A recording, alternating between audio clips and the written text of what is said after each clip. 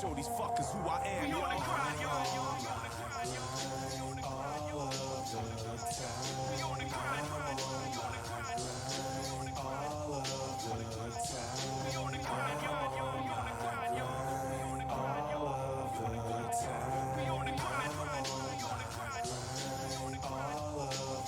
Motherfuckers wanna hate when you doing good. Ain't nobody give a fuck when you doing bad. Motherfuckers wanna hate when you doing good. Ain't nobody give a fuck when you doing bad. Ain't nobody give a fuck when you doing bad. Motherfuckers wanna hate when you doing good. Ain't nobody give a fuck when you doing bad.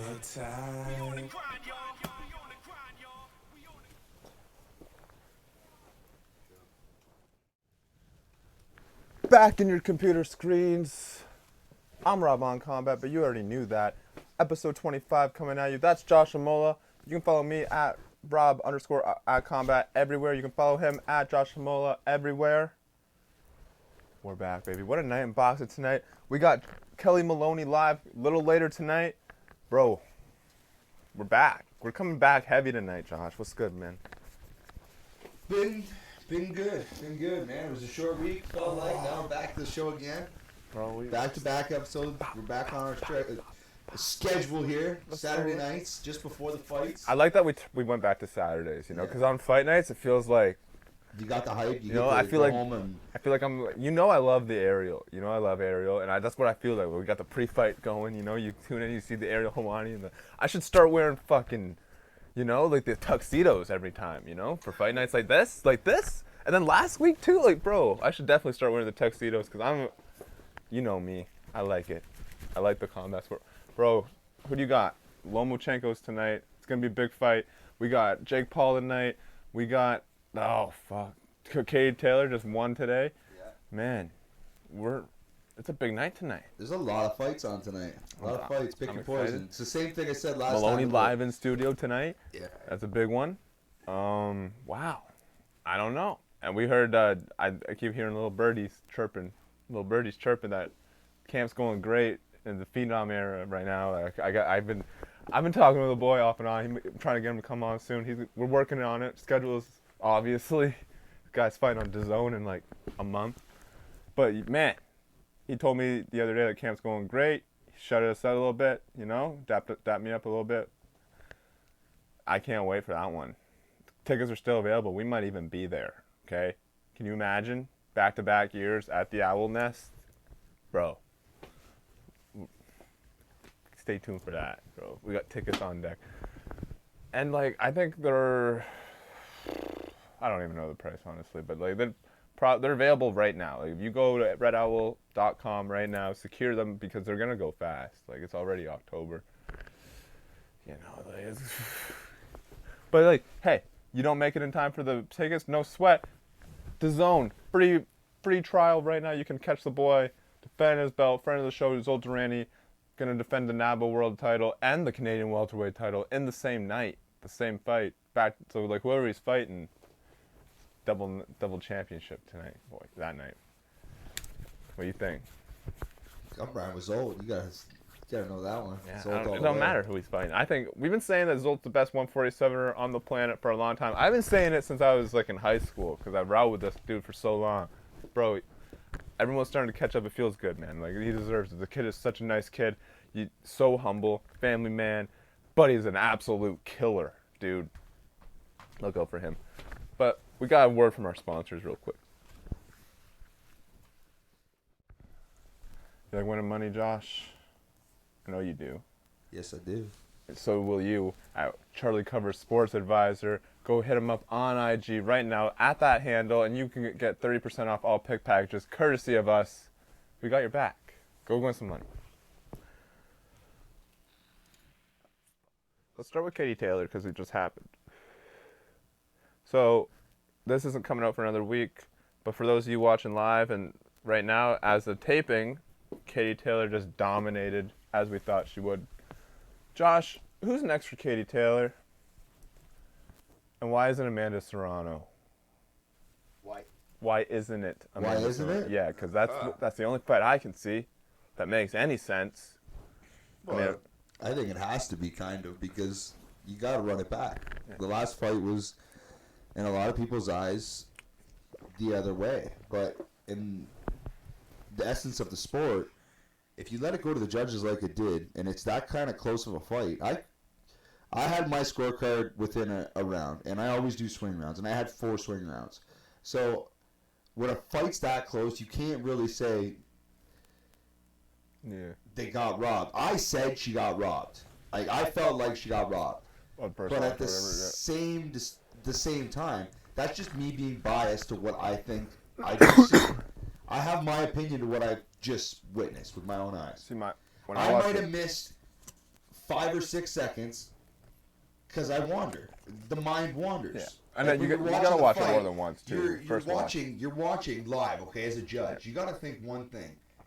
You're not watching the full 3 minutes. I would be the worst judge, honestly. Yeah, because you're not watching the first. They got such a bad rap, bro. That'd be such a horrible job, bro. Like because when I watch fights, I need to watch it like 2, 3, 4 times before I'm really ready to commit. You know what I mean? Like, I've seen that Katie Taylor-Mara Serrano fight like 5, 6 times, and I go back and forth still. So like, being a judge in the moment, bro. This is what I mean about that. Like, I find judging being extremely hard because you're gonna get pestered on your decision, but you gotta think like, try and pay attention to something for 3 minutes, okay?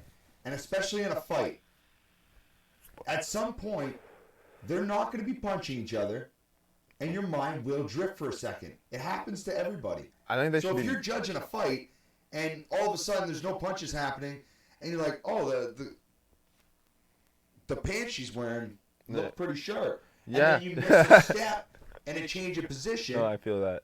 And it's like, okay, well, yeah, I missed that, and I still think she. No, I hear you. It's hard to. Yeah, bro. Like I said, I need to watch it like 4 or 5 times, and then you gotta take account like the atmosphere in the building, like the cheers and the chants and the big moments. Like, there's a lot that goes into a fight, bro. And like, I don't know, but that's kind of a good segue to what I want to talk about. Jake Paul isn't just fighting tonight; he's fighting inside a California courtroom. Do you want to talk about that? Well, we may as well. We got time to talk about it. I mean, wow, right? $100 million lawsuit. He has to lose it too. I don't see a way he wins that. I don't. There's so many different angles they're coming at him with. Like, it's weird.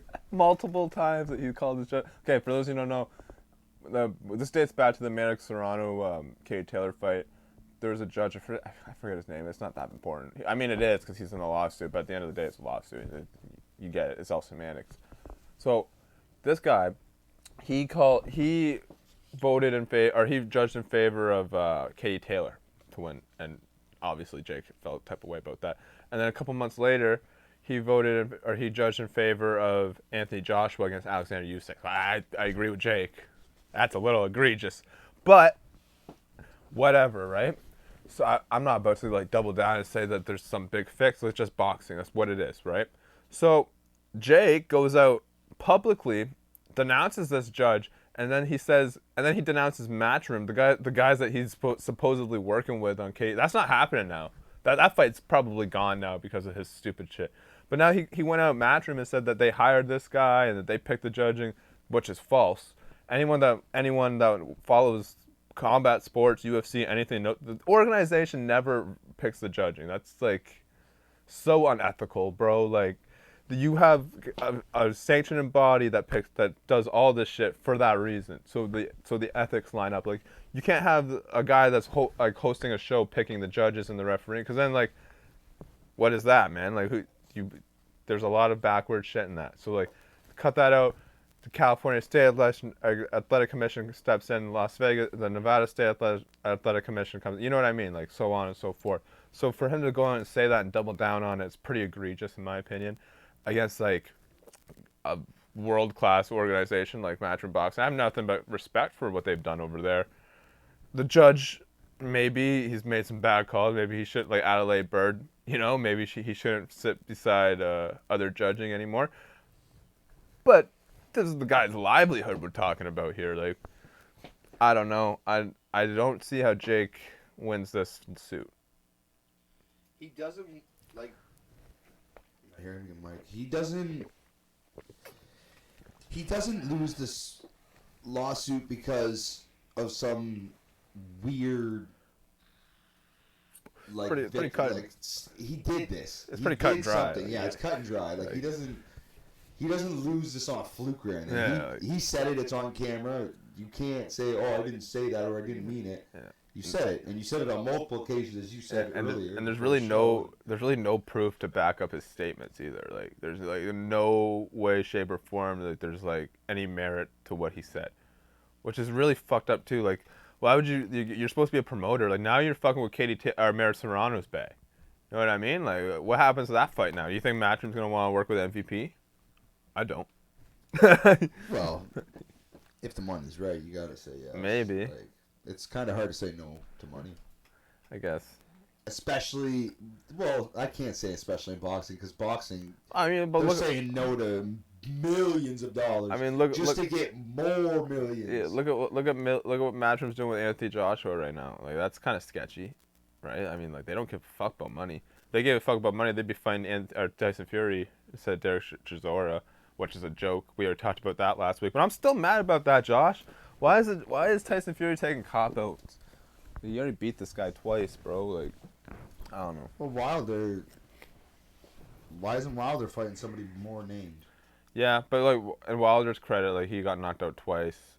Like, he's taking some time off. I mean, dip your toe back in. I get it. Tyson's giving nobody a shot, taking a pretty big risk. A guy that he's already beaten twice on like a 4-fight losing streak, though. At least Robert Helenius was undefeated. At least Tyson's dipping his toe back in. Granted. Maybe if enough people talk about it, he'll fight somebody better after this. I think fucking... I mean, why don't we just fight Deontay at this point? Because, like, at least Deontay hurt you all 3 fights. You know? Like, at the same time, I wouldn't want to fight Deontay again. Who would? Nobody. It's too risky to fight him. The guy's an absolute menace. Do you see how he knocked out Robert Helenius? No one's talking about that. On the back foot, not even fully extended, put his lights out. It looked like he was choking on his tongue. Come on, man. It was a nice shot. That is the best. That wasn't even a nice shot. That looked like shit. That is the best hitter in heavyweight history, dude. Like, you can't tell me different. The way he put that man out with like half a shot, he didn't even fall. Like, it was like, you know, it was like that. And it was the way he threw it, though. Oh, no, the guy just has freak. I'll tell you the way he threw it, with freak power, with fucking insane retard. I will put you to sleep power. You're gonna be having a seizure on the ground. If I touch your chin. Like, that guy just doesn't matter how he hits you. It could be the ugliest looking shot, like we've seen with Robert Helenius. It could be the prettiest looking shot, like we've seen with Joseph Park. It doesn't matter, bro. He's gonna put you out if he touches you. It's not rocket science. Look at what Tyson Fury would tell you that. Yeah. Tyson Fury tell you, I think I respect about Tyson is a lot of guys be like, oh, I wasn't knocked out. I was like just hurt. You know, I got back up. He'd tell you, oh, I was sleeping. I was done. Like, I woke up to 5. You know, I respect that, because a lot of guys won't admit that shit. You know, like, he hurt me and he got my number that time. Like, no, Tyson Fury goes, like, I was out cold, dude. If he would have waved it up, there'd have been no arguments on my half. I wouldn't know what the fuck was going on. Yeah, you can't deny you were out when you went down the way you did. And he opens his eyes. I remember, I don't know what interview it was, but he goes like, what do you remember when you woke up? He's like, 5. He's counting to 5. It's like, holy shit. Just knowing you have 5 seconds after being knocked out cold by one of the hardest hitters in boxing's history to get up off the ground. And that's why 5 seconds. That's why you see the Undertaker sit right up, boom, like, I'm up, we're good, shaking his arms, like, don't stop this fight. That's gonna go down one of the best moments in boxing history. It has to. Like, it's gonna. It has to. You know, like, it has to. That was one legendary moment. That was a legendary fight. In 10 years, when he gets put in the Hall of Fame, I feel like that's gonna be one of the biggest moments in the video package, and I look forward to that. Because I think that defies Tyson Fury, though. It's got to, man. The warrior spirit. I mean, never say die. We're we're riding it out till the wheels fall off. You can hurt me, but I'm coming right back. The Gypsy King. He's not. You can't keep him down, man. Can't keep him down. I love it. Love it. So let's talk about there's a debut tonight I want to talk about. We talked about it briefly in the car. Le'Veon Bell is fighting, or who is it? Uriah Hall. Wow. That's a step up in competition from who did he fight last time? That other or the Frank Gore? No, Anderson, Adrian Peterson. It's AP. That's a step up. Yeah, big step up. I think I respect it. I do. I think he's fucking out of his mind. Me too. I don't think he wins this fight in the least. I think fucking Uriah Hall is gonna put him to sleep. I think if Uriah Hall doesn't put him to sleep, he should just live under a rock with Patrick for the rest of his life, because you've been like a combat sport. You've been in combat sports for how long? You've been a professional kickboxer. You've been in the UFC for like 10 plus years. Never really been knocked out savagely. Like, you have all your wits together. You know, that you fought the guy that's fighting on the main event. Won, beat him. Think about that. Okay, you lose tonight against you can't lose. He just can't lose, dude. Like, that would be crazy. Like, if who loses? If Uriah Hall. Uriah Hall beat Anderson Silva. He won. He was a mainstay in the UFC for like 10 plus years. He's a kickboxer. Yeah, so if Uriah Hall doesn't lose, it's bad news, right? Oh, if he loses, it's bad news. 100%. Yeah, like, that's horrible. What if Le'Veon just comes out and works him? Then I'm just gonna join Hustlers University and give Andrew Tate all my money, Josh, because we live in a different timeline then. Like, do you really think Uriah Hall is going to be that good of a boxer? We all know he's a good kickboxer. I think he's a good, he's got to be a decent he's got a good right and a good straight, right? He's tall, he's got power, and he's got fight IQ. I don't see how he loses to this dude. I will tell you how he loses to this dude. I know this is a bad comparison, but I have to use this comparison because it's the only one that makes sense to me. What do you got? Stephen Wonderboy Thompson. If he went to boxing, do you think he'd be good? Yeah, I do. He's long. I think he is dog shit at boxing. He got a good jab, though. He ain't got a good jab. He is one hell of a good kickboxer, and that's it. I will only give Wonderboy his kickboxing. Because his kickboxing is some of the best in the world. Like Alex Pereira, I think he's a good kickboxer that could translate to boxing. 100% agreed. Israel Adesanya has got a good jab. I just don't think Uriah Hall can transition. I think this is going to be more of an even fight than we think it's going to be. Yeah? Between Bell and Uriah Hall. Okay. I think it is. Because Uriah is a vicious kickboxer, but his striking, meh. Yeah. What if he just, like, muscle memory kicks him in the jaw? Why? You know what? Why was I thinking that? Because, honest to God, it's one of those things, right? People black out in fights, and if you get hit with the wrong shot, and you do black out, I can see him throwing it, actually hitting it, and like finishing him off with it.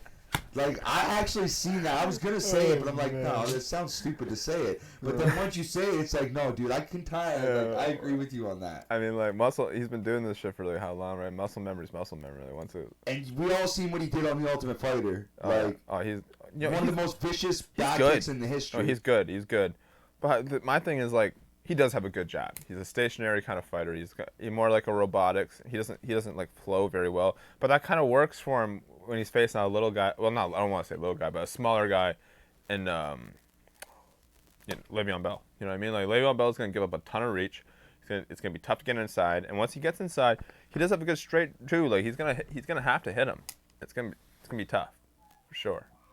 But I like that you're giving Le'Veon credit though. Like, I think it's going to be a good fight. I do. I like that. I think it's going to be a good fight. Anderson Silva versus Jake Paul. Who do we got and why? Go. Okay, so I said this in the car, but let's just hear me out for a second. Okay, go. Go. Silva, number one, is a really good boxer. Okay? He's got great speed. He's really got a good reach. And he can work together combos pretty well and keep you guessing the whole fight. Yeah. In saying that, the opposite of that is one-shot power. So I see this going is like Jake Paul's got that power in that right hand. Oh yeah. But Silva's got the skills. And the last time we seen skills versus a bomb was Tyson Deontay. Yeah. And yes, This is a little Tyson different, dropped yeah. in the first fight and got up like The Undertaker, but at the same time, can Silva get up from a right hand from Jake Paul? Oh, I don't think so. That's one of those things. I don't think so at all. And you know where I'm going with this too. I don't think so at all. But that being said, I think Silva works him. I think Silva either wins knockout late or he wins a unanimous decision. But there's a big asterisk there. If Jake Paul hits him with a good right hand flush from round 1 to round 3, maybe even mid 4, that's it. I don't think Anderson Silva gets up from that. 'Cause I think he got TNT in that right hand, dude. Like, don't get it twisted. Like, he hits anyone flush, Tommy Fury, anyone, they're going down or they're at least getting rocked. He'll put Anderson Silva's lights out if he hits him flush. To make no mistake about it, I just don't think he's going to hit him flush. I don't think he's going to be able to touch him. I think he had trouble touching Woodley. He had trouble. He had trouble touching Woodley, and then the other the other 3 guys were just kind of like a joke, like Nate Robinson and shit. But like, if you had trouble touching Woodley, a guy that's like you have a lot of reach against, now you don't have reach anymore. That's gone, right? Like, let's just call it what it is. You're fighting a guy your size now. He's gonna be in your face, and he's faster than you, and he's got more fight IQ. So I don't think it's a stretch for me to think that Anderson Silva is gonna go down tonight. Do you know what I mean? I just don't think he's gonna be touched. I do agree with you. Like, but if he does get touched, I think Jake Paul has the stuff.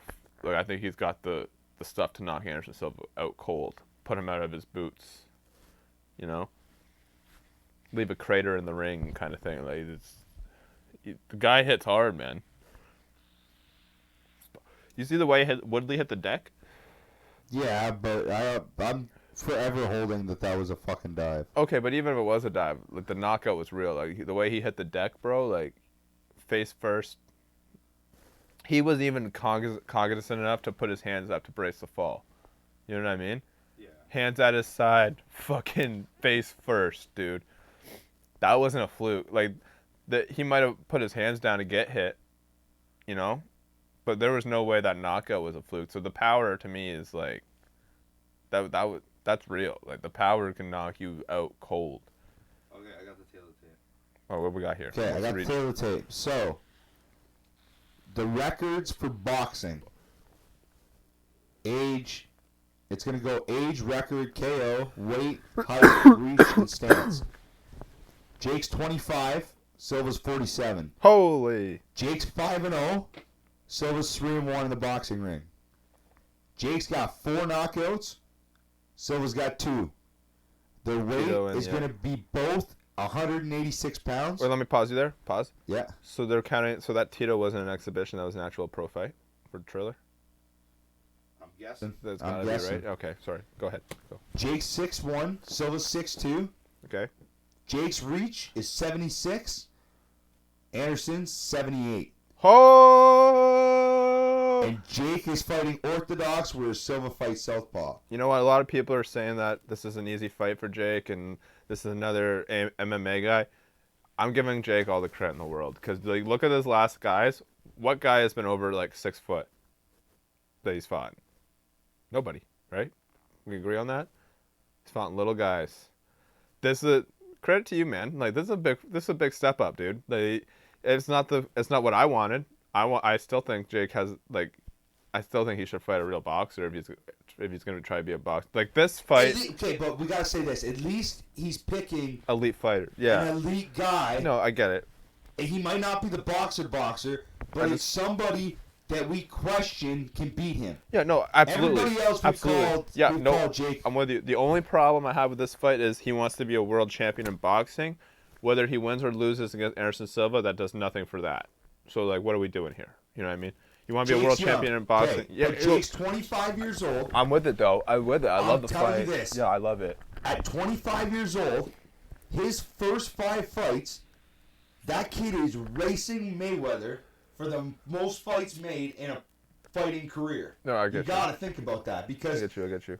Mayweather wasn't making this money in the first 15. No, I get Jake you. has been the first fighter to continually make big paydays But we don't know how big they are either. Like we're not getting disclosed payouts. We right? never really get disclosed payouts. And we do know that he gave me a little sign, because he said he pretty much admitted this week that he's not very a big draw. Did you see that? He said that he expects that this fight does 500 to 700,000 buys. Wow, that's telling, right? So basically, he's saying that he's done under 500 his whole career. So like, you gotta think about this too, but that goes like, against the narrative that he's been pushing, right? Because he's been saying that like I'm making all this money and I sell the pay-per-view. Well, no, you don't. You haven't even hit 500 buys. That's what I took from it. You know what I mean? Like there's a small tell that he gave us in that interview.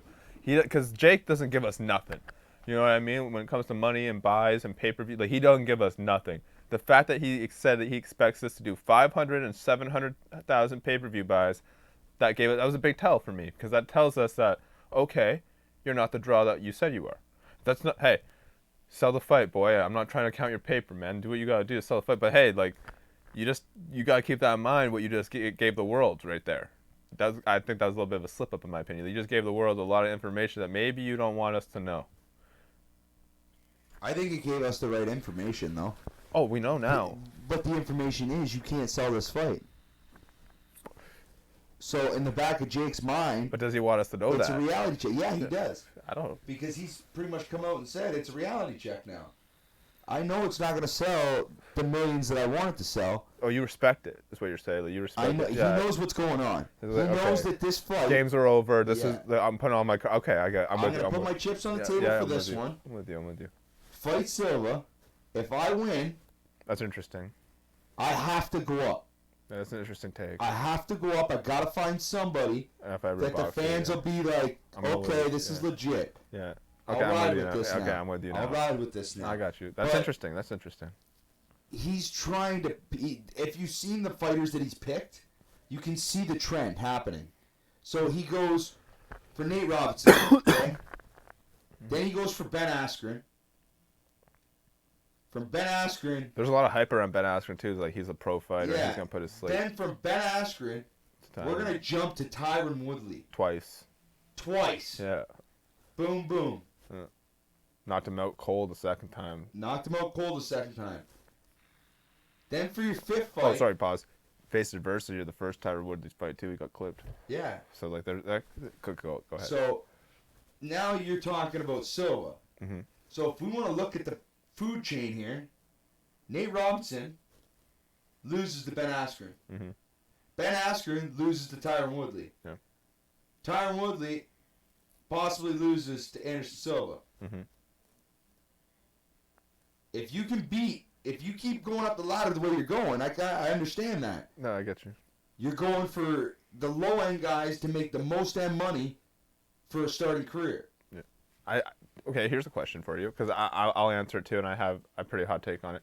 Do you think Tyson or Tommy Fury is a tougher out than Anderson Silva? That's a super tough question. Just give me like a second to ponder it while I jabber on for a minute here. Because it's a loaded question. It's a very loaded question. Because like you got Anderson We Silva. don't have enough to see on Tommy. Tommy's That's what I'm okay. about to say. Like Tommy's got like the boxing training, and he's got like he's done it the right way, right? He's got the amateur background, but Anderson Silva's got the fight IQ. He's got the intangibles. Like he's got everything Tommy's got, in my opinion. No. So no. This is why I say no. Because I don't think Tommy has the same fight knowledge of Anderson Silva. No. At the same time, Jake Paul doesn't have the same fight knowledge as Anderson Silva. But I think Jake Paul has more fight knowledge than Tommy Fury. Okay. And the only reason I'm saying Wow, that's a hot take. it is a hot take. Wow. It is a hot take. And this is why it's a I hot don't take. agree with you, but that's a hot take. And I this like is why that. it's a hot take, okay? Because Tommy Fury comes from a fighting family that trains very heavily on boxing. Mm-hmm. Jake came up as an influencer and Better wasn't around wrestler. boxing all the time. Has now transitioned to boxing, whereas I think Tommy was kind of more forced into it. and he's more repelled to off boxing, whereas Jake is more repelled to boxing because he loves the sport, whereas Tommy is forced into the sport because of the family last name. Or you could just say Tommy's just been around it so long that he just like eats, breathes, sleeps boxing, whereas Jake's like actually appreciates it a little more because he's a student of the game. And he wants it, like he loves this shit. And I get it. This is where I'm coming to say. That's still, I don't agree with you, but that's a hot take. It is a hot take, and because it is a hot take, you got to think about it. And it makes sense. Like you're not wrong. Like, a lot of what you're saying is completely spot on. Why didn't we see the fight? That's another question. Why did Tommy back out at the last minute? Like, no, you're right. And that's a confidence thing. But if we're talking about tougher out, I think if Tommy could get like his mind right, I seriously think that Tommy is. I don't think he's a tougher out than Anderson Silva. I'll say it right now. But like to your point against. Like, cause you dropped a bomb there, right? Like with saying that he's got more fight IQ than Jake, or Jake's got more fight IQ than Tommy. I disagree, and I do just because I do think that Tommy can beat Jake, and I think Tommy's got more love, or not more love for the game, but I think he's got more knowledge. I think growing up with the world champ in your corner, a professional boxer as a dad, I think like the Fury's just like if you're a Fury, like Huey Fury even, like I feel like. These guys just know boxing on a different level. Like they're just like in tune to each other. You know what I mean? So, that being said, I think Tommy Fury's got some real confidence issues that Jake Paul does not have in the least, and I think that's pretty apparent. Like every time he opens his mouth, every time he makes a post on social media, there is absolute no confidence issues in that camp. You know what I mean? Like. When Jake Paul wakes up in the morning, he pisses excellence in his mind. That's what he thinks. You know, like when Tommy Fury wakes up in the morning, he's like he looks in the mirror, he's got answers to some things. You know, like why didn't I take the Jake fight? Like what? Like am I? You know what I mean? Like why didn't I get my shit together and go to the embassy and get my shit? Jake Paul doesn't have those issues. He literally generally believes that like if the money's right, I'll fight anybody on this planet, no problem. I respect that. Okay. Let's move on, because last week it was an off week, but there's a coronation, 2 coronations that happened. One, Islam Makhachev, Team Khabib, my guys, my boys. 2 coronations happened last week, boy. We're back, baby. Team Khabib and Team Rob on Combat are back on the top of the mountain. Oh, it feels good. It feels good. One fucking week.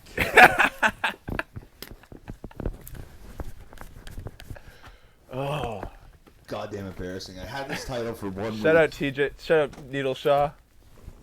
Shouts out Needle Shaw for being a fucking terrible sport and taking away opportunities for the rest of his division. You know, coming in injured. Shout you out, you fucking cheating piece of shit. You know what? I'm getting on a lot of people on social media because they don't think Aljamain... Let's talk about this. No one's given Aljamain the credit that he deserves, in my opinion. Okay? I get it. TJ was... Oh, stop. You're salty. TJ was injured going into the fight. I get it, okay? But you know what? Aljamain's 100% right. The shoulder popped when he extended the arms after the takedown. That's a fact, okay? TJ, you went into the fight knowing that you're injured, my boy. You have no excuses, dude. And the fact that you were a known cheater... I don't feel sorry for you in the least, bro. You absolutely deserved every second of that punishment. And shout out Aljamain Sterling because you did all the right things. You came in on weight, in shape, and you defended your belt, handled your business, and now guess what? You're one of the best bantamweights of all time, my dude. You're 1 win away from being all-time record of title defenses in the weight class, and you're tied right now for the longest streak in the division. So 1 more win, you gotta be the GOAT at that division. So you know what? Congratulations, Aljamain. I see you, bro. I'm just giving you your respect because you did all the right things against that stupid cheater, Needle Shaw. Like, we deserve it, Aljo. Don't let him take away from us, Aljo. We did this, baby. And now let's move on to Islam. Wow, Josh, did you see that coming? Yes. You seen that coming against? Yes. Wow, that quick though? That quick? Well, you can't really say quick. It was in the second round. I know, but like I thought, if anybody thought it was gonna be quick, it'd be in the first round. Honestly, when I thought it'd be 4th, 5th round, but like I thought it was gonna be when they were dry. Let's be honest here. I didn't think Charles had a shot in hell against him on the ground. I didn't think he was gonna submit him though. I thought he was just gonna break him. He didn't break him. He submitted him. Like, Yeah, But at the same time, like, see the way he knocked him down in the first round with the punches too. I was like, whoa. I thought he was gonna knock him out. I thought he Honestly, was gonna knock the way him he was out, hitting but- him, the way he was connecting, bro, like he looked good. He looked real good standing up. What do you think about Volk? Cause like shout out Charles, man. I'm not trying to move on from you quick, cause like you deserve. Let's just talk about him for a second, bro. He fought everybody, man. And this past year, like I literally felt bad for Charles on Saturday night. And you know how big of a Khabib fan I am. Wow. You know how much I love AKA. Bro, I'm completely biased with that whole camp. I just love them. I love them all. But dude, Charles Oliveira deserves everyone's respect. He has nothing to feel sorry about. He had a great year, dude, and I feel terrible for him. He really wanted this really bad, man. And like, dude, he beat everybody. Like he beat Gaethje, like Chandler, Ferguson in in the middle of a win streak, dude. Like, shouts out to you, man. Like you're the man. You're the man. And yeah, I think he'll be back. I really do. I love the guy. I don't think he'll beat Islam. I don't think anyone will beat Islam for a long time. okay. Well, let's That's just stop right there for a second. Just how Because Charles- why are we kind of like just disregarding this right now? I said that this is a hard fight, okay? And you have to think about this. Charles has to fight him again. yeah, You have to. but I don't think he wins. That's what I'm saying. Like, I don't. Well, everybody's got a fighter's chance, and Yeah. especially on the ground, like Charles can catch him when they're dry in the first round. Yeah, I guess. It's so easy to. Wrestling is fickle, right? And you have a Brazilian and a Russian that they really know how to do it. Yeah. They do. They know how to do it on the ground. But the thing is, The way he lost, though, bro, like he didn't have very many moments in that fight at all. yeah, but at the same time, you've never fought this style before. Yeah. He No, didn't you're right. fight. You're right. Charles You're right. never fought Khabib. But he's on a huge fucking disadvantage now in the rematch. Like he's got now. It's like you gotta show something else because that wasn't close. You know what I mean? Like I do feel sorry for him, dude, because like say like because he's fighting Volk next, right? He's not even getting the rematch. Say he goes into Brazil like he's Who's fighting Volk next? fucking Islam. That's booked, done. Islam versus Volk for the title is coming up next. Volkanovski. Yep. He was in the cage. Didn't you see that? Oh. Yeah, no, yeah. I skipped that. Yeah, they're fighting. Well, why would you even want to do that? I think he kills Volk. I really do. I don't think that's a close fight at all. For what title, though? For the lightweight, he's coming up to 155. Oh, And good like Lord. you know how Islam in that camp does it. Like Islam's coming in that fight 170-ish. Like you know what I mean? Like he's not gonna be in cage fight night. He's not gonna be 155. He's probably gonna be 165, 170. So like Volk is gonna. I don't know, dude. I like it because Volk's on like a what, 20-something win streak, pound for pound #1 in the world, completely warranted. No one's disputing that at all. But dude, this might be a little much. You know what I mean? Like Why in God's name would you go up and try and take this title away from him? he's a killer. He's an absolute assassin. Number one, you don't want to get knocked out by this guy. Or mauled. Like I would rather get mauled, I'll be honest with you. I'm not gonna lie, okay? I'd rather get mauled. choked. And here's the reason why. Because if you get hit with a right hook and knocked out, or something weird, then your opponents now see he's liable to a right hand this way. Perfect. I can use this next time when he comes back down on me. Yeah. Like, it's not a good look. And- You're and- not going to win this fight. And I like, am sorry to tell you that, Volkanovski. and absolutely everybody agrees that he should be #1 pound for pound in the world.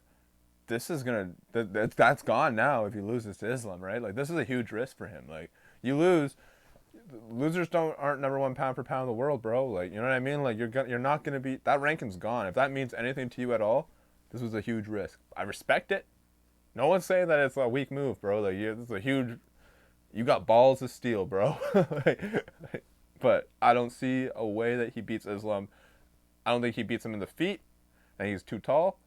I don't think he takes him down. I don't think he gets back up if he gets taken down. I think he's liable for chokes, ground and pound. Like, take your pick, Josh. What do you want? Like, you know what I mean?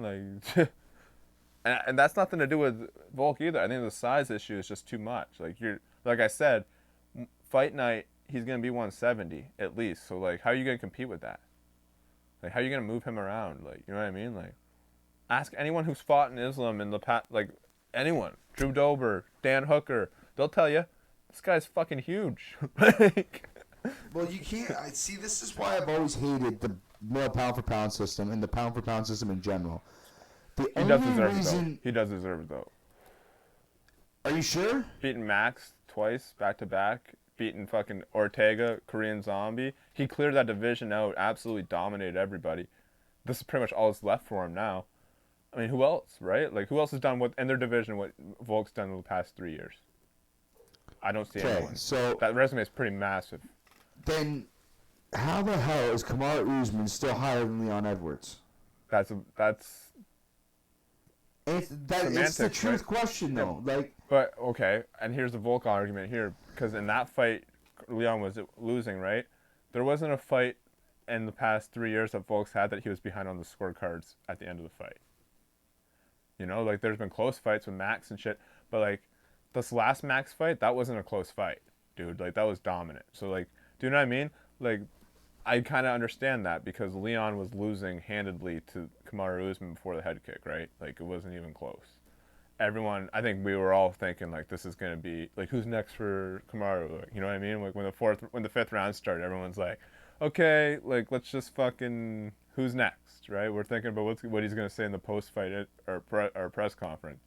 Next thing you know, Leon hits a head kick and everything changes. Like I can see Volk. okay, I can see Volk being number one. All right, like you can. His list of accomplishments is insane. Like it was Chad Mendes, Jose Aldo, Max Holloway, Brian Ortega, Korean Zombie, Max Holloway. Like, yeah, he's fought a lot of. the third big Max Holloway Gs. fight is the one that really did it for him too. Like he absolutely beat the shit out of him. And like you look at Max, the only person he's lost to is Volk. So like Max is on a tear too, but he still made him look bad. That's crazy, bro. And what is he on, like a 27 fight win streak or something? Like Something crazy like that. it's nuts. Like the guy's just insane. I love him. I do, and I think that this is like no one's saying that's not a dope move, right? Like respect all around. I think it's crazy, but I don't think you got a real shot at this fight. You know? Maybe I'm wrong. Maybe he gets up and actually just like kicks his leg in or something, you know? Like, but it's gonna take something freaky for Volkanovski to walk away a double champ. Now, if Charles won, that's we're not having the same conversation, right? I mean, like that's No, we're still having this conversation right now because I want to talk about this.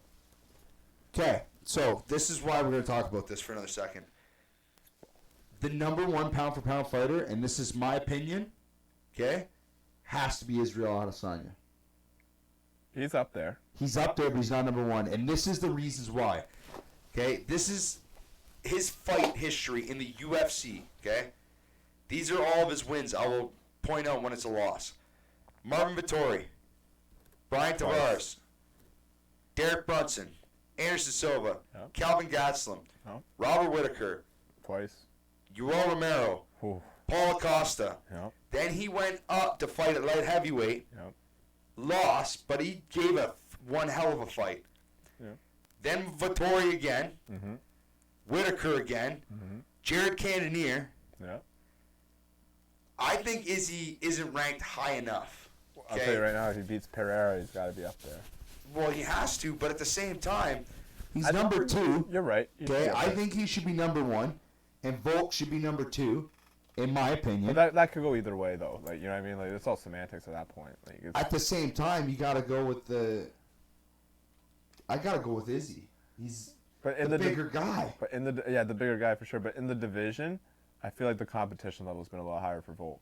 You know what I mean? Like, No, I Cannonier- totally disagree. Cannonier ain't no Max Holloway boxing wise. You know what I mean? Like, Yoel Romero, yeah, Robert Whittaker, past his prime though. You've seen the Yoel fight. Paul Acosta, Yoel was a sleeper fight. You know Jared that. Cannonier. Like, he These ain't- guys throw missiles. Yo, I get They're you. throwing I'm with missiles. you. I'm with you. But like the Yoel was not the same Yoel that fought Robert Whittaker. That fight was a sleeper, and they were looking at each other for 4 rounds, bro. That was shit. I hated that fight, bro. That was the biggest letdown ever. Don't get me started on that fight, bro. But like, both Robert Whittaker fights were entertaining for sure, and he absolutely deserves to be 1 or 2. And I'm not disagreeing with you that he could be number one, but I'm not ready to look past Volk either. I think Volk had a way tougher fight. Like, I mean, like, Izzy never faced a Korean zombie. You know, like, he wanted to, and I give him credit for that. Because when he fought Yoel Romero, it was with the intentions, like, I'm going to fight a savage. Like, I'm going to fight an absolute killer. But it didn't work out like that, did it? It didn't happen. And that's not necessarily his fault. But when we look back at pound for pound and we look back at the rank or the resumes, like, Volk has done a little bit more, and he had real struggles. Like, I mean, everyone thought Tega had him. He had Max 3 times. 3, yeah. 3 times, okay? The first 2 were real razor close too. Like, all of them went to decision. The third one was dominant though. Okay, all of them. Yeah. 1 was split. Okay. Yeah. He knocked out Korean Zombie. I knockout. personally think Max won the first fight, but like, who am I? You know. Ortega, great fight for Volk. Okay. He faced adversity and then ended up whooping that boy. Jose Aldo, that was a close fight. Yeah, probably shouldn't have been that close. Shouldn't have been that close. Chad Mendez out of his prime. Yeah. Like, Elkins.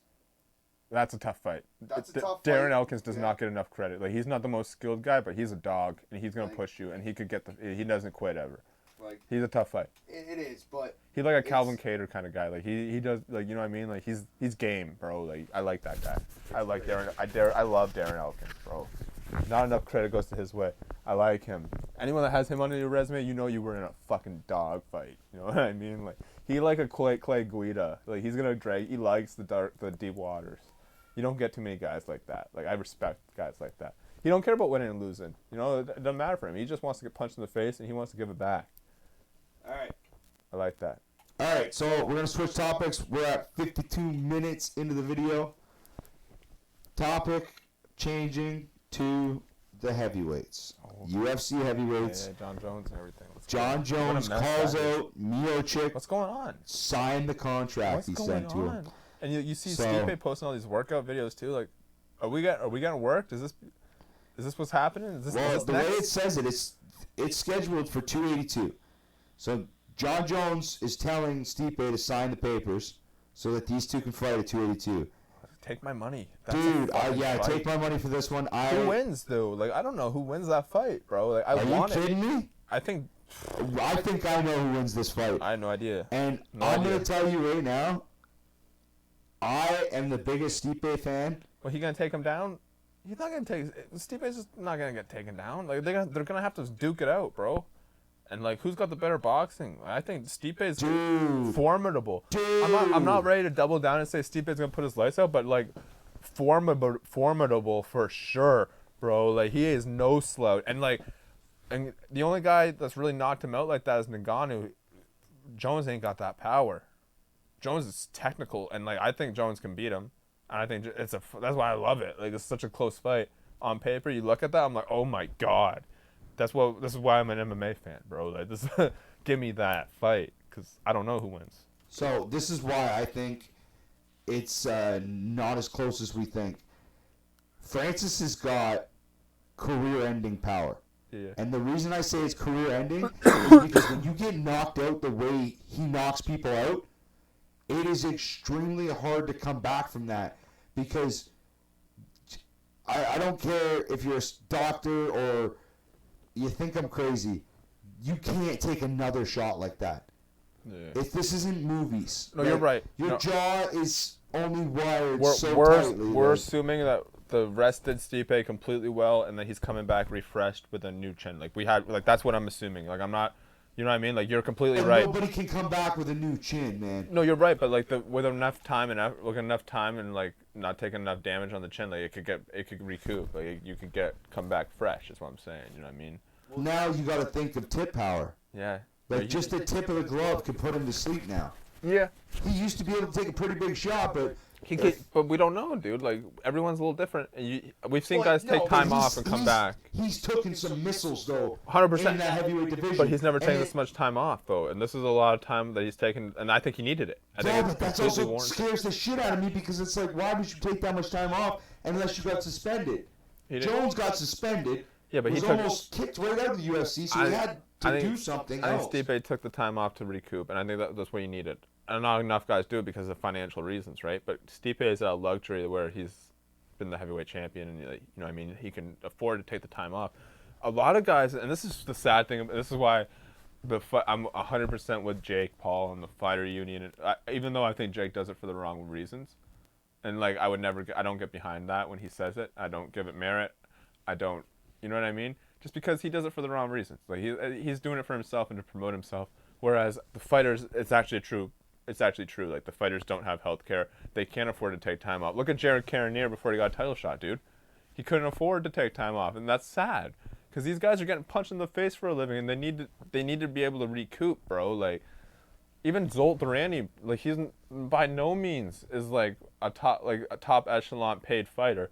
But guess what? He can still afford to take time off, and he can still afford to feed his family and do the right things and train the right way. And that's just the difference of the sport, man. A lot of guys, they'd be like, oh, only the top boxers get paid well. Nah, bro. A lot of the boxers get paid well. If you're a good boxer, no matter what, you're gonna be able to feed your own. You know, no matter what, you're gonna make it. You're gonna make it. You're gonna feed your own, and you might not live in a mansion, but guess what? Mortgage is gonna be paid. Car payments are going to be paid, you know? A lot of these MMA guys in the UFC don't have that luxury, and that's sad, dude. That really is, because the UFC is a multi-billion-dollar company, and they have this ideology that if you fight for us, there are no easy fights in the UFC. How many times has Dana said that? There are no easy fights in the UFC, right? Then why aren't you paid like it? Bugs me, man. Bugs me to my core. And they love to say that like boxing's dead and like these boxers they don't get paid enough, like only the top echelon. That's bullshit. That's just them not wanting to do what's right. We see it. Look at Zolt Durrani. We see it firsthand, right? Like the guy. Granted, Zolt's in a great position. Like he has like the right management team, but like, do you know what I mean? Like it's possible. Like, miss me with all that. If you're good, you can feed your own if you're good. Okay, well. The last little thing I want to ask you, we didn't really talk about it. I don't know if you've seen it, but Chimaev and Akubakar Nurmagomedov separated at UFC 280. I've seen that, yeah. Did you see the video afterwards? They squashed it? No. Yeah. So the melee and everything, I don't know what was said, but they got into that scuffle, and then a day after Chimaev was present, Khabib, his team, and Chimaev all made a statement. Well, Khabib made the whole statement by himself, and they all stood behind him in solidarity, basically saying that we're all brothers and like we all need to fight for each other and Allah and stuff. And so that's the power of Khabib. I don't know why why Dana doesn't just get Khabib to fucking look at or work at all Chimaev's fights, because then there would be no Chimaev problems. Is what you're telling me. So like there is a guy that can rein Chimaev in. His name's Khabib. So pay the man.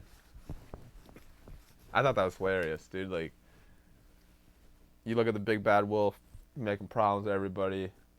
A little lightweight Khabib comes in and he's like, no, get in check, bud.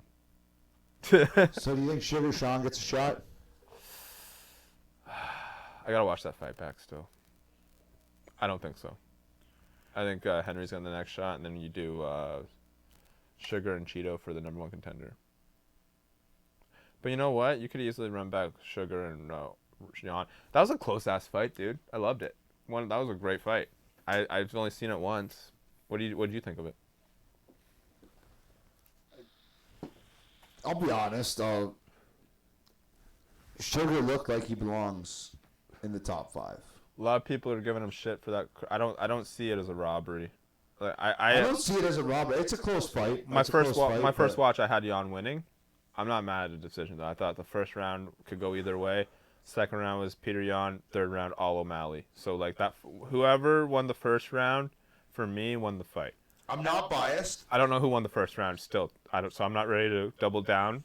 I thought Jan did enough, but O'Malley looked great too. So like, they both belong. But you're right. Yeah, I think he does belong in the top 5 too, because if you really think about it, like, the UFC's kind of at the point now where You don't got many guys left in that division. No. Like, Sean's now got the title shot against Aljamain. I like to see Aljamain versus Sean O'Malley. But I think Aljamain, and here's a hot take. This might be a hot take, might not be. I don't know. I think Aljamain. I don't see a world that O'Malley beats Aljamain Sterling. I'm breaking down the fight a bunch of times in my mind, dude. I really don't see how he contends with that grappling. I think Aljo puts him out pretty quick too. Look what he did to Sandenhagen, dude. Look what he's done to like TJ. Look what he's done to like everybody. Like Peter Yan could strike, and look what he did to Peter Yan though. Put him on his back easily. Kept him there for 3 minutes. Only a 10-9 round there too. Something was wrong with the judging that night. That's a 10-8 in my opinion. That's here nor there. He still won the fight. I thought it was a lot more close. It was a lot more. Let's talk about this real quick. A lot of people are giving Sterling saying that he didn't beat Yan. He beat Yan. And I think the judging was a little flawed on that night. I thought he deserved 10-8 in that second round. On to the O'Malley fight. I think he beats O'Malley the same way. I think he takes him down like butter. I don't think he can. If O'Malley can't stop Peter Yan from taking him down, what makes you think he's gonna stop fucking Aljo from taking his back? You know, like top level guy we're talking about here, man.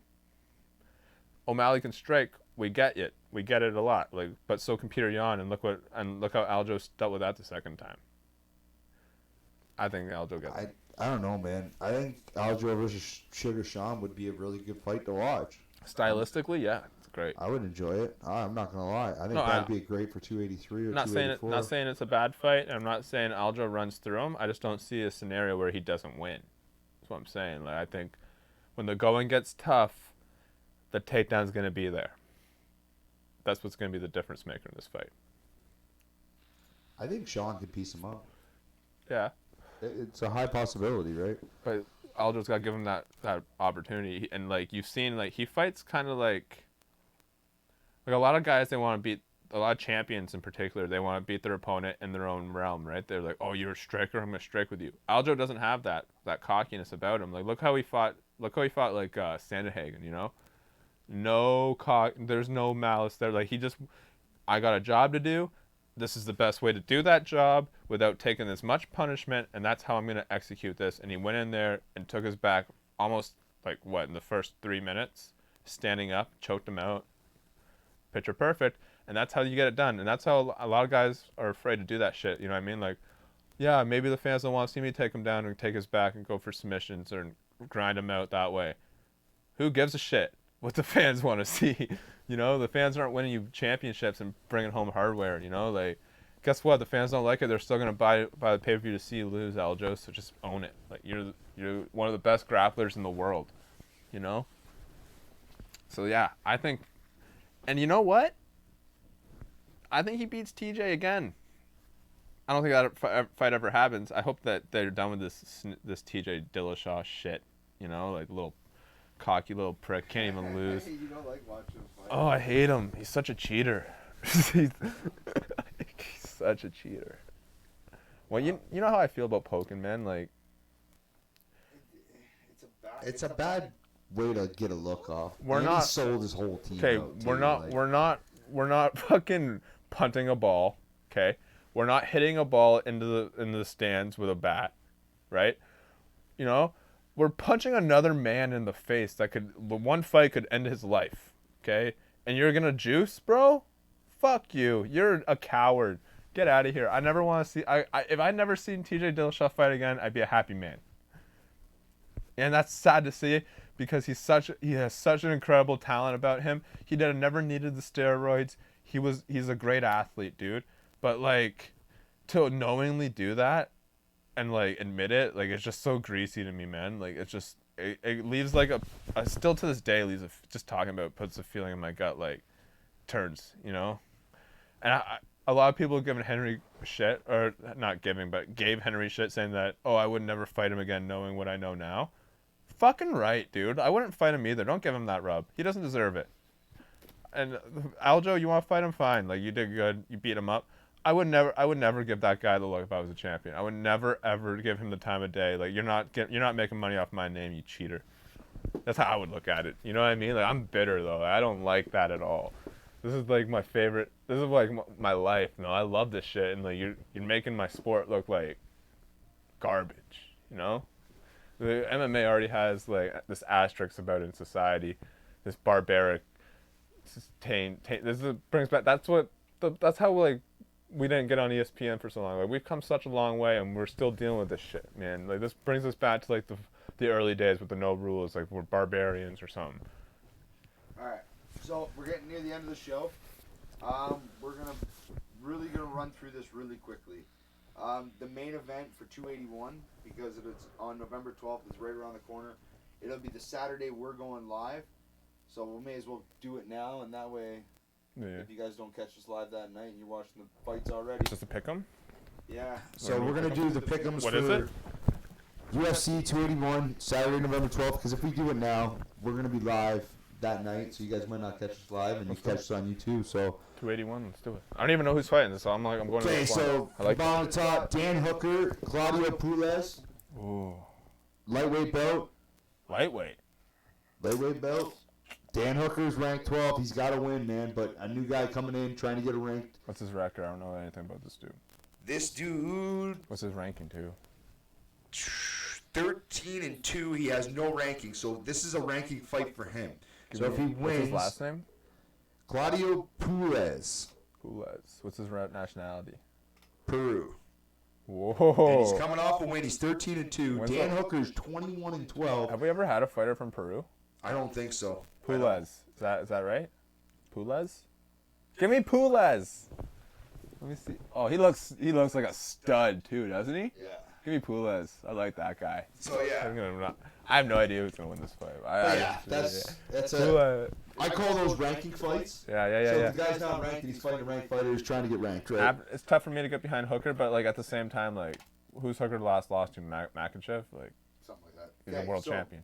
Now, next fight is another ranked fight, as I call them. We got- It's Frankie Edgar Ooh. versus Chris Gutierrez. Oh, so Gutierrez has been on the Ultimate Fighter, I'm pretty sure. he unranked too. He is unranked, but What's Frankie's ranking now? Frankie is ranked 12th in the bantamweight division. He's on like a bad skid right now. Yeah, he's lost the last fight too. He's 23-10-1, and Gutierrez is 18-3-2 off a win. So this is a ranking fight for him. Give me Gutierrez, I guess. But like, Yeah. fuck, it makes me sad picking against Frankie Edgar. But like, man, hang it up, dude. Yeah, I'm going Gutierrez and Puelles too. Okay, now comes to a top 5 fight in the lightweight division. Who we got? Dustin Poirier Oh, versus Michael Chandler. Give me. Oh, this is a fucking fun fight, isn't it? That's a really fun Give me fight. DP. DP? Paid to be the boss. It pays to be the boss, baby. What is it? How's he say it? I paid the cost to be the boss, Yeah. baby. Yeah, let's go. I told you Okay. so. I'm We- going Michael Chandler. You don't like James Brown? I like James Brown, Apparently not. but You're going against DP. You know, James Brown and DP are like, dude, I'll tell you this right Paid now. the Michael cost Chandler's to a be the strong boss. man.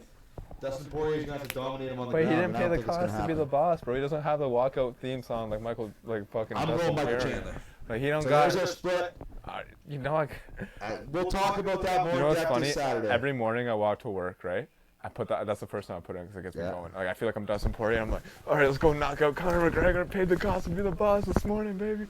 10 toes down. All right, yeah, give me DP. Okay, I got Chandler. And it's not because of the music. It's because Dustin Poirier is a fucking dog. You know? Okay, next up for the women's strawweight title, Oh. Carlos Esparza, Cookie Weili Monster. Zhang. Yeah, I think Weili Zhang's gonna knock her out.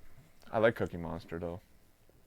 I wouldn't be surprised. Weili wants that title back badly, I do think so. badly. It's a tough fight for her. It is, but I'll say it right now. And you know what's funny too? It's so weird this division because I think Rose still beats Weili Zhang every single time they fight. Like you know what I mean? Like Rose should probably get the rematch, but because it was a boring fight, and UFC is kind of biased as fuck. You know, it doesn't matter what you deserve. It just matters what you bring in. Because I'm Dana White. Do you think they'll let Rose fight Zhang? They should. I think Rose deserves it, but she left a bad taste in the boss's mouth, and you know, that's wrong. What Rose has done in the division. she's a stud, man. She's a stud. Like You had gotta one go bad with fight. it, like- You had a bad fight that you didn't even really like. Who knows how do you score that fight? You know what I mean? Like, how can you say one way or another that you lost that fight and you're not gonna let her run it back just because it was a little boring fight? What you've done for your company, what you've done for that division, the moments that she has given you, the pay-per-view buys. That's how you're gonna do her, bro. You know what? I wouldn't be surprised if she leaves too and goes fight Amanda Serrano or something. You know, like that's wrong. All right, and then last but not least, Israel Adesanya, Alex Pereira. I'm going Pereira. I'm going Pereira too. Yeah, it's pretty given there. Well, so we got one split. We got the one split, and down to that DP and is Chandler? Chandler and Dustin. Oh, that's I got fun. Chandler all the way. I got DP. So Pay the cost to be the boss, baby. You know what? The thing about Dustin Poirier is that he's taking some time off too. I like that. Chandler has been the thing about Chandler is, and I like this about him. Every fight he's in, he's like almost hurt. You know what I mean? Yeah. And like you can't say that about Dustin. That's why I got Dustin. 'Cause I think Dustin's a bit more polished. But anything else? No, I think that's it. Champ camp right now. Shout out Zol Duran, we love you as always. I'll be checking in. That's what I'll do. I'll check in with him every week and we'll see. We'll come give you an update. Camp's going good right now. He's on weight. I think he's gonna be probably peaking in the next couple of weeks, and then tune the engine up. November 26th is coming. Josh, we're going right. Like we gotta make something happen. If not, then like we'll definitely watch the pay-per-view for sure. But that's all for us. Beyond the Gloves and Tape, episode 25. Obviously, Maloney didn't make it in. We're going to try to get an interview in this week, put it on the show. I'm going to message him right now. Obviously, it didn't happen. Busy week for him. He's birthday week. Maloney, happy birthday, brother. We're out of here. Salute. cheers, guys. Have a good night.